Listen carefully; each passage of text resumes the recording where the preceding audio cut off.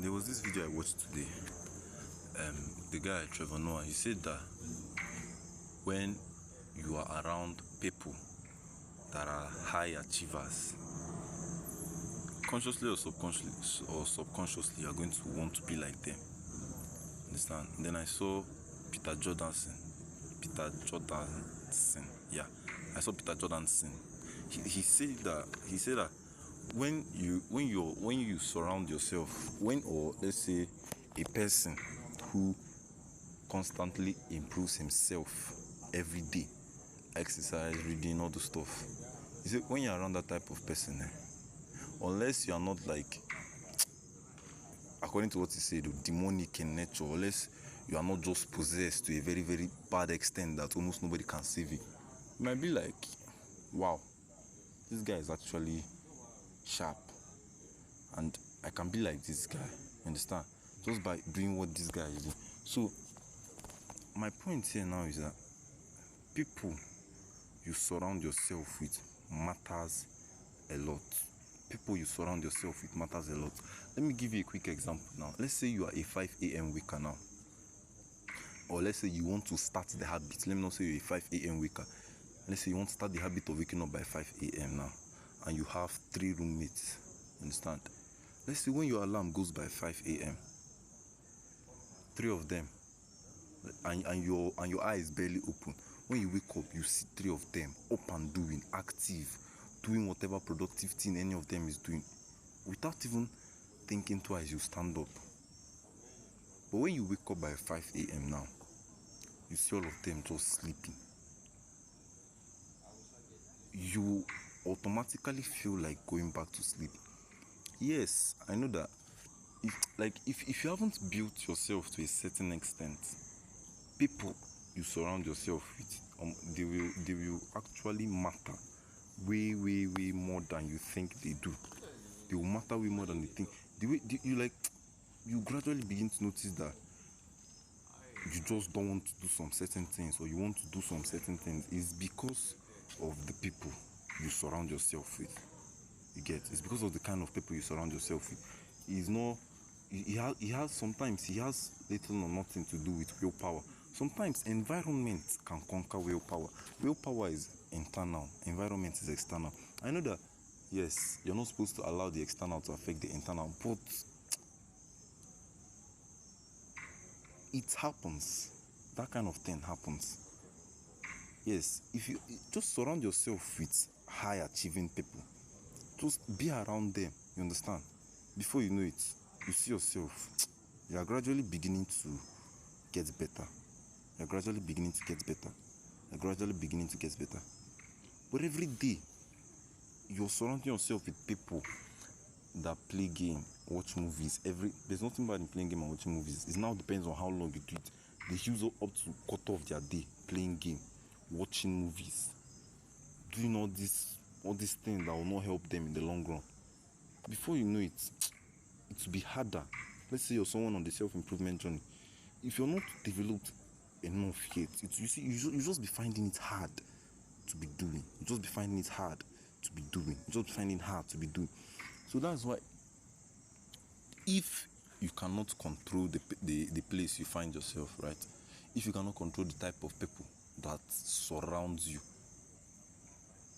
at least build yourself to a very great extent that the type of negativity or laxism or laziness or whatever around you doesn't affect you.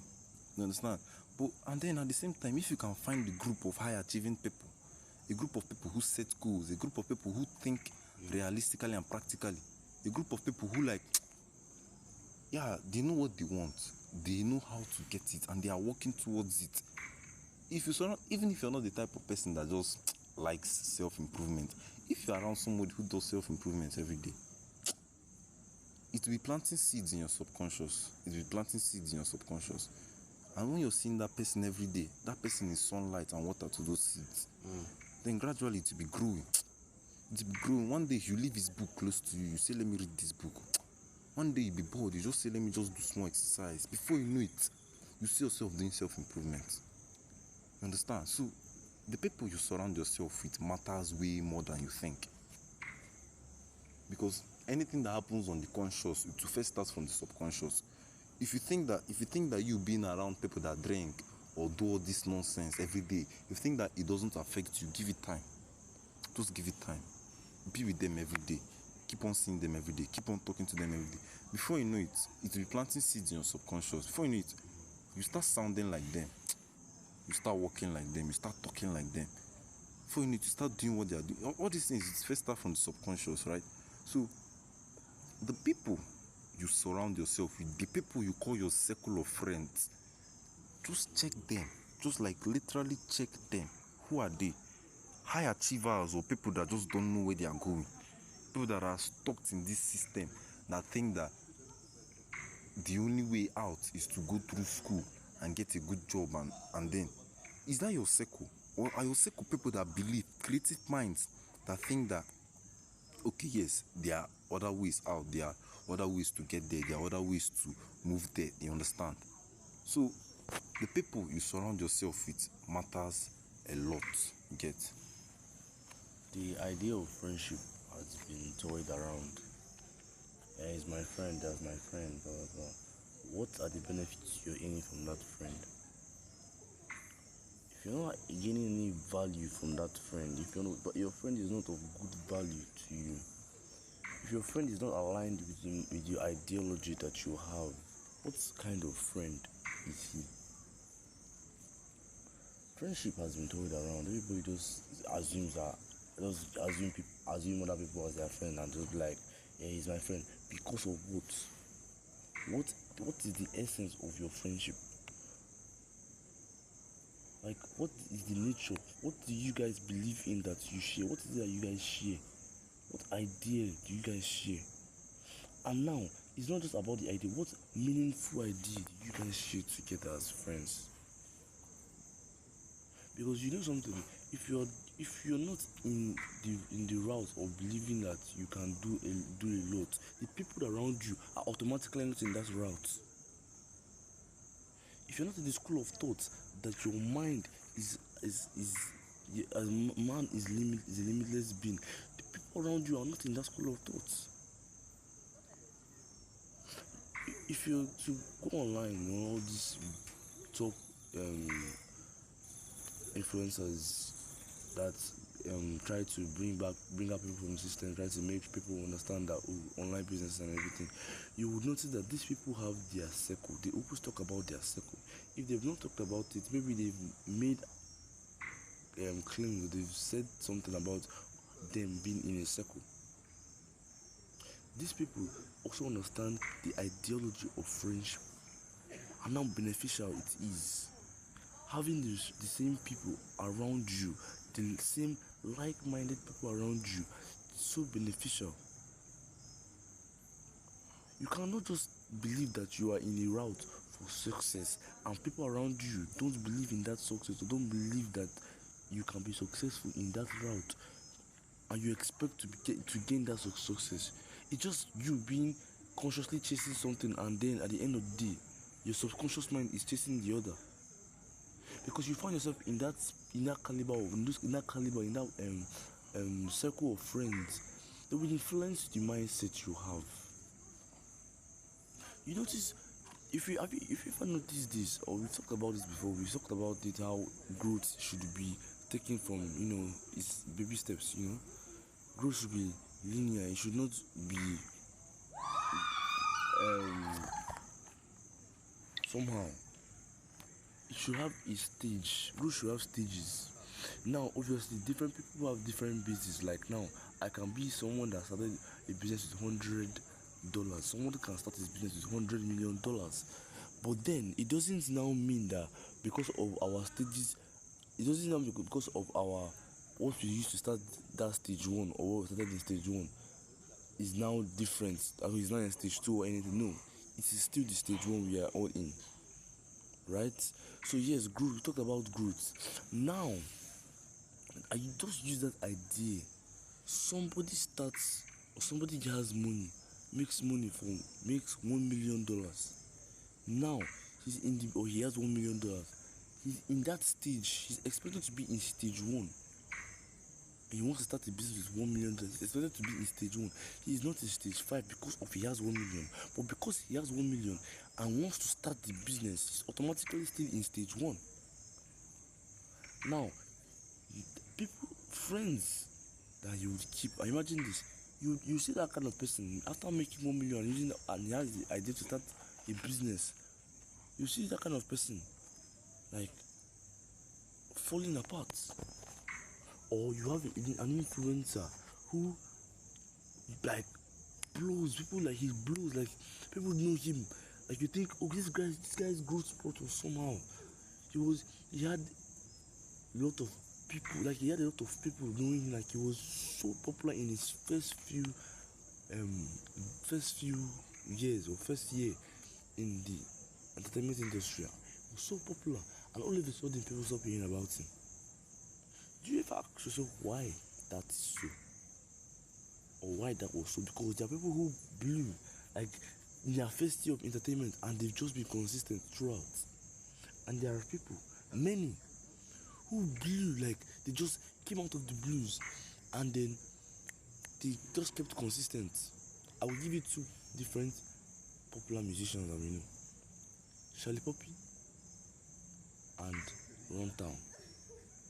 These two popular musicians that you know. Charlie Poppy came out of the blue and he blew like he was like his songs were hitting it, like it was just top. Another one we know is Ashake. He came out of nowhere and he just kept on going, like he just kept on going. It was an ascension. He just kept on ascending. And then you have Runtown and so many others who had hit songs, and after that hit song they just fell off the cliff. Why do you think this happened? Charlie Poppy and Ashake had people who kept on motivating them to keep on going, people with the same idealism or ideology, people with the same ideology who kept on motivating them, kept on pushing, which made that hit a normal. Because when you associate people with successful mindset, success becomes normal to them. People who are like-minded in success basically becomes normal. Do you understand? Then you have someone like Runtown who went from having the hit song to just falling off the cliff. Why do you think so? If you go and check the past the story behind Runtown, if you check the story behind Runtown, he had disputes with people. His like people around him, his members, like his record label, right? They stopped sharing the same ideology. They stopped being in sync. Things started to happen and he fell off the cliff. His behavior probably changed because of the kind of friends he kept. Do you understand? The consistency wasn't there because of the lack of the environmental factors that were affecting, the lack of same ideology. Because the one thing about consistency is, if people around you are keeping the same key, the same idea or the same knowledge or sharing the same knowledge you are sharing, consistency is like you just be like it will be there, like you see consistency in what you do. Because when people around you just motivate you to just keep on doing things because they share the same knowledge, they share the same idea, they motivate you. And when motivation is there, you see yourself consistently doing the same thing that will drive you to that success. So having people, calling people that he's your friend, that she's your friend, you should know that it's not just about tagging that person. You should know the benefits you are gaining from that person. You should know the essence of why you guys are friends. What is it that he knows that I know that will bring about success in our lives, in other people's lives, that people will see and will be inspired by. I hope you're getting me. But that's what you should Stop seeing people as a friend because they buy you biscuits. Who is my friend because I can just tell him to go and do this one, he will do this for me. No, you should be your friend because you know he is in line with what? Self-improvement. You are in line with improving yourself. So success would be like, is the aim basically in that kind of friendship. And when success is brewing in a certain, what's it called, group, people would want to join. People will see that, okay, I would want to know what they know. You will see you start to influence people in a positive way. Because let me tell you something, people see people there are two types of people. There is the leaders and there is the followers. When you see once you are influencing somebody to do in a specific way, you will automatically become a leader. Once you're able to influence somebody, you're automatically becoming a leader because people will now want to look up to you because you've been able to influence them. You are now leading them to what you are doing. That is a leader. So influence will start to take place once your relationship with your friend is brewing success.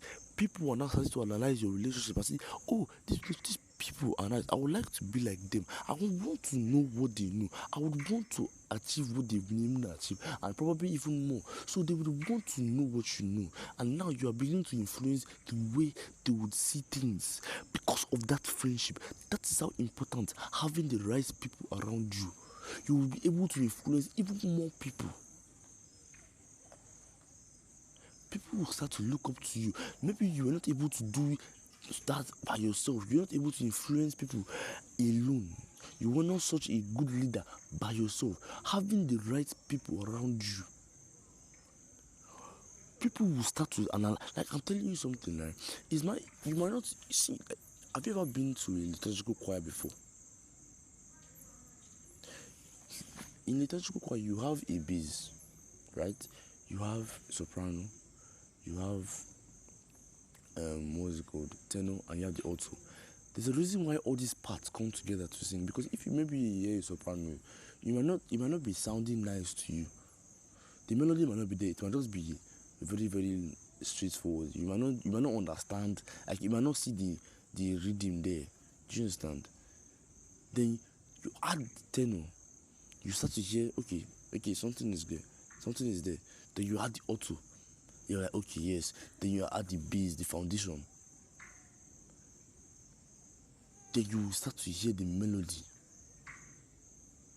This group form a choir. Now people will now see they won't hear just the bass, they won't hear just they will hear the choir. Because now everybody is in sync. People will now hear the melody that these people are offering. And in the church, you start seeing guys, they'll start vibing to the music. It will start to influence them to vibe, to dance towards the melody. You see the analysis in this. The group, that friendship group, they start to produce melodious sounds that people will be influenced by, and they will start to dance towards the tune. They will now want to even know how this choir were able to produce this certain, how are these people able to sing this. And you, maybe if that choir is looking for people to join them, you see that the people will now start to, I want to be part of this choir. I want to be part of this group. Because you are producing harmonious beats, harmonious rhythms that people are dancing towards it. You started to influence people to do what you want them to do. Do you understand? So you should have the right people around you that you are in sync with. The importance of friendship is like that friendship, that word friendship, I believe it has been thrown around just to anything and anybody. People should start to see the importance of having the right friend, the right personnel next to them, the right group, the right circle, so as to improve themselves and to grow and to aim for just start seeing success in their life. So like that's just what I would love to. I would like to say about the idea of idealism of friendship. Okay, there's something Tony said that I would love to emphasize on. Now, this thing might sound a little bit painful, but it's fact. You understand? So, check the foundation of the friendship. See, I like anime, and you like anime, and we have watched the same anime, and then we talked about the anime for hours. Shouldn't be basis to call someone your friend. Yeah, permit me to say, because if you don't watch like what you call like the foundation of the friendship has to be very, very, very, very solid. You like watching ball, he likes watching ball. Yes, of course, nobody is asking you to be at enmity with them. But if you begin to call that person a friend, he's my friend, he's my teacher, because of two of you just have the same thing in common. I used to do that thing back when I was in secondary school. You understand? I used to do that thing back when I was in secondary school. Now, the only way for the both of us to become, for me to become your friend, is when I say that two of us have the same ideologies, two of us are moving in the same direction, two of us have the same mindset. Not two of us have watched the same anime, but two of us have watched the same film, or two of us, like, check the foundation of the friendship.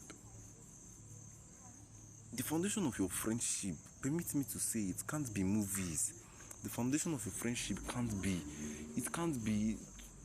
check what check where the friendship started from. I know you understand my point. Just check where the thing started from.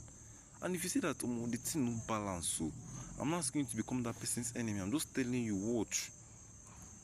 Of course, if you see the person, you talk to the person. Hey, how far? This, that. But check the foundation of the friendship. Check what is supporting the friendship. Check where the friendship started. Check the seed that was planted before the tree of friendship grew. You understand? Because a lot of people like making this mistake, and then they'll now go into this argument. Normally friends argue. You understand?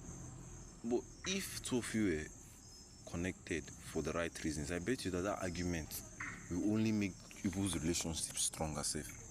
But if two of you just came together for one kind of people can let personal feelings get in the way of the friendship, that kind of thing. And then one very important thing that I also want to say, I was the one that was emphasizing on your circle. So now let me tell you, don't ever feel pressured, or don't ever try safe to chase people and add them to your circle. Understand? Don't be desperate to have people in your circle. If you don't have a circle, what you do is just continue to work on yourself. Continue to work on yourself. Continue to work on yourself. Then you begin to attract the right people. You understand? Let me tell you people something that people don't know. The first day I came into this school, I met Tony. So two of us were just talking and talking and talking. And that was the first time, I think that was the first time in my life I saw law of attraction happen. Because Tony and I, we never knew each other from anywhere. But after two of us were just talking to each other for like that 1 hour, we were like, I was so shocked that I found somebody like that is actually still thinking in the way that I do. You understand? I didn't find Tony by trying to chase him. It's just like attraction. You attracted each other. Tony used to work on himself, I used to work on myself, and then somehow we just attracted each other. So continue to work on yourself, then you attract the right people. Not anyhow people. If you chase, you end up. Don't be desperate. Don't settle for less. Continue to work on yourself. Continue to work on yourself. Continue to work on yourself. Continue to work on yourself. It's a journey. It's not a destination. There is no time. There's no time limit for working on yourself. Work on yourself for an entire lifetime. And I bet you throughout that journey, you will see yourself attracting the right people that you need for the journey. Yeah, you're going to continue to attract the right people. Don't chase. Don't chase. be comfortable with being alone. Yes, be comfortable with being alone. Stop trying to spike conversation. Stop trying to spike friendship. Stop trying to force it. Be comfortable with being alone. When you're walking alone, be comfortable. When you're sitting alone, be comfortable. Be comfortable with yourself. And if you're not comfortable with yourself, start self-improvement. When you start improving yourself, you see that you're not getting to like yourself more. You're not becoming somebody that you like. You're becoming somebody that, yes, I'm actually comfortable around myself. I can stay hours with myself without feeling desperate, without feeling bad, or without wanting to look for companion. Or be comfortable with yourself. That is the first step. You understand? Because when you're not comfortable with yourself now, a lot of people that go into this boyfriend and girlfriend relationship stuff do it. So you're not comfortable with yourself. Then you now go and find somebody that you now be comfortable. Two of you are not comfortable with yourselves, but you're comfortable with each other. Understand? And then after some time now, you people will now get discomforted by each other. And then you now end up alone and still be discomforted by yourselves, and then end up in another relationship. Because just repeating, sometimes you have to take a step back and look at the cycle. Almost everything that happens in people's life is a cycle, but they fail to see it. Be okay with being comfortable. If you're not okay with being alone, if you're not okay with sitting down alone, with staying alone in a room, with walking on the road alone, you're always looking for who you talk to, or who you disturb, or who you try to get okay with being alone. Because when you're alone, that is when you are being 100% you. If you're not okay with not being alone, guy, I'm not going to tell you that you have a problem. What I'll just tell you that yes, there was a time I was not okay with being alone. But when I started working on myself, when I started growing, when I started getting better as a person, I noticed that I actually prefer being alone. You understand? Before, it used to bother me that I don't used to fit in. But when I now looked deeper to see what I was trying to fit into, I was like, I can't. I've gone too far to go there. You understand? There was time I was seriously bothered. I can't fit in, all this kind of thing. But when you now look deeper into what the hell are you trying to fit into now? A group of people gather talking about football. Is that what you want to fit into? So sometimes look deeper. When I saw that this thing I'm trying to fit into safe doesn't make sense, I now became even more comfortable. Like the thing shot from 70% to 95%. I became so comfortable with myself, because at least I'm the only person that I know that guy that is trying to achieve something big, and I'm comfortable with staying with that person. You understand? I would rather be with me than to be with people that are just there talking and just. If you're not comfortable alone, then you have to keep on working on yourself. There's something that Chris Williamson said. He said that if you remember that if you want to be exceptional, you're not going to fit in. He said that two of them now, they have their own crises. When you fit in, you are not being 100% you, and it's true. Check most of the groups you're in now that you forced yourself into. You understand? You see that you laugh when the jokes are not funny. You see that you lie about the things you like. You lie about the things you don't like. You become someone you're not just to fit in. And that thing is, for me, that thing is sickness on another level. You see that when you fit in, you're not being 100% you. But when you stand out, when you're being exceptional now, the discomfort there is people will see you as different. I prefer that one than to enter a group. Than to enter a group and then I'll not now be me again. I'll just be this guy laughing at jokes that I don't find funny, saying that I like things that I don't like, saying that I don't like things that I like, just to fit in. So don't chase. I know I've been emphasizing on your circle. If you don't have a circle, it's not a problem. Don't chase. Don't start chasing a circle. Don't try to forge your friends because they are your friends. So you now try to forge them to people that will align with your goals. If they are not people that align with your goals, be working on yourself. The right people will come. You get? Well, I would just like to add something you just said to what you just said. You said be comfortable. You said be comfortable. I would like to say, okay, be comfortable at what you feel is uncomfortable. In your self improvement journey, you are going to see that there are things you need to do that you won't want to do. But because of you need to do it, you just have to do it.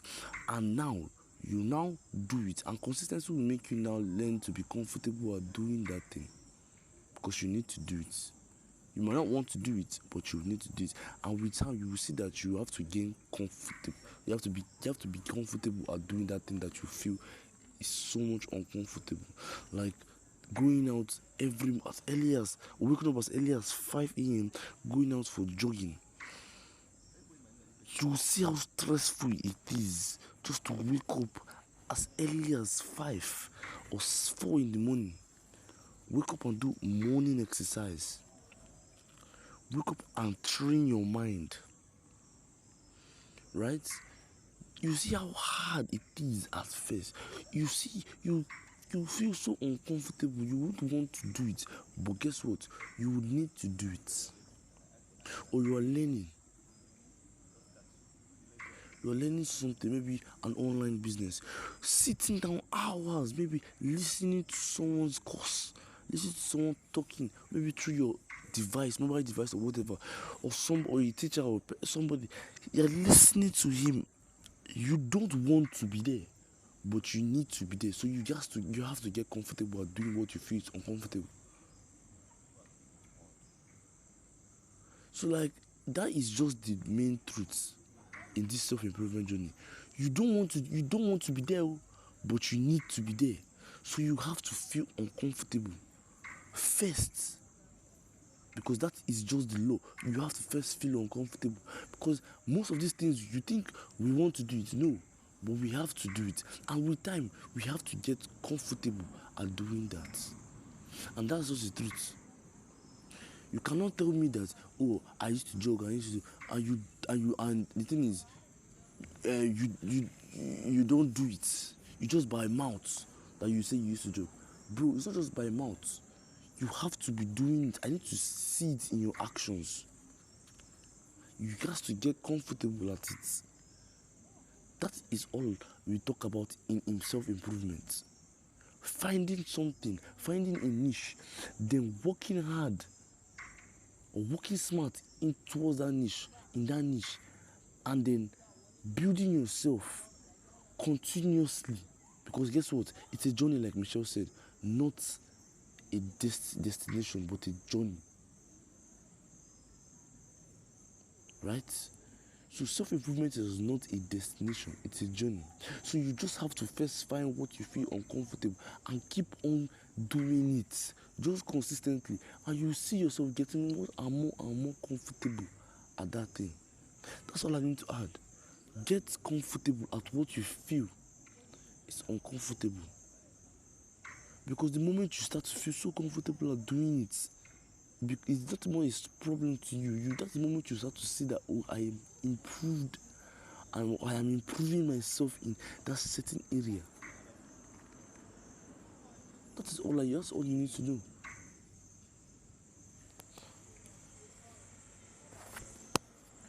Okay, so there we have it for episode 10. And I would like to also thank all our listeners and everybody that have been following us on this journey. Understand? And I promise you that if you keep on following us, you're going to continue to grow. You're going to continue to get better. Understand? So that's it for today's episode. Have a good day and see you on the next episode.